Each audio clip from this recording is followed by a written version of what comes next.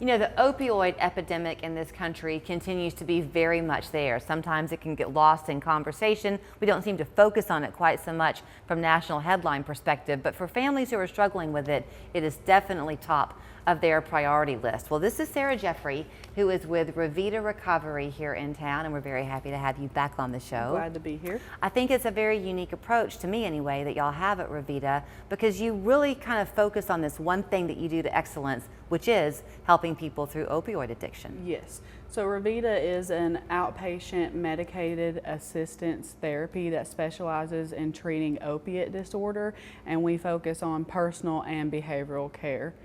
So I think in conversations that we've had before, the phrase medicated treatment is a really important thing to explain. Yes. So we treat with a medicine called Suboxone, and that helps patients that are addicted to opioids. It helps with their craving and their withdrawal so that they don't have to feel those things. And then we have care coordinators and counselors and providers on staff so that we can focus on the patient as a whole with counseling and behavioral health and everything that comes along and plays a role in those that are struggling with addiction. The fact that you are outpatient only, does that kind of speak then to the success people find with you? Outpatient therapy is not for everyone, but it does have some advantages. One big advantage is like there's minimal disruption to your daily life. You don't have to give up your job, you don't have to give up school, the flexibility of scheduling and still being able to be in treatment and get the care you need, but not having to give up things for a normal day-to-day life. Yeah, and I would think too that means that with the medicated part of it, since you're able to kind of help them not crave so much as they're going through this, it leads to maybe a faster success story. Yeah. So I know that you're pretty excited as we talk today because you've recently gotten a grant. I'll let you elaborate on that. Yep, so in the summer of 2024, we were awarded a grant that is funded by Tennessee's Opioid Abatement Council, and that allows us to offer treatment to patients who live in Tennessee that are uninsured.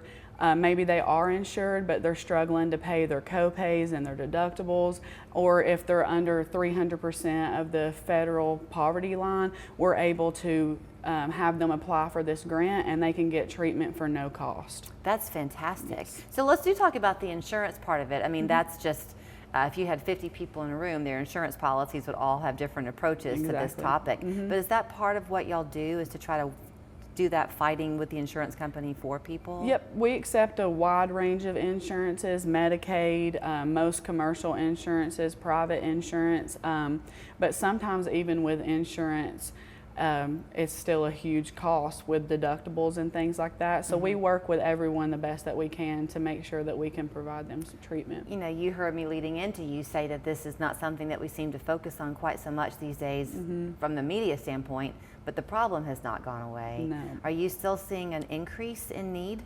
Yes, addiction is, there's people that you may think you'll never know that they're struggling with addiction, and it affects so many people, and with the fentanyl crisis and everything that's going on, it's a huge need. Okay, so when you say that y'all focus on opioid, my brain would not have connected fentanyl with that, but that's part of the same family? Yes, it is. Okay, so you're 18 and up, you treat adults basically only. Yes. So it's for you to say that there are so many people who are struggling and friends and family may never know. How would you know? What are some things to watch for in someone you love so that you can help them? I think maybe isolation is a big, if somebody's isolating or, you know, just not being their normal self. Maybe they're hiding things, but some people are still, they're functioning, but they just, you know, they hide it very well. So sometimes you can't tell, sometimes it's hard to know. Okay, so back to your model. You said that you approach it from I guess like a withdrawal perspective, but then also a behavioral perspective. Yes. Is that kind of it? So does everybody who comes to you need to focus on both things, or some people one more than the other? Yep. Well, everybody's treatment is individualized. Like some patients, everybody is required to do the counseling and the medical visits and things like that. But if somebody needs a little bit more help in the counseling, we can offer that if they need more of that.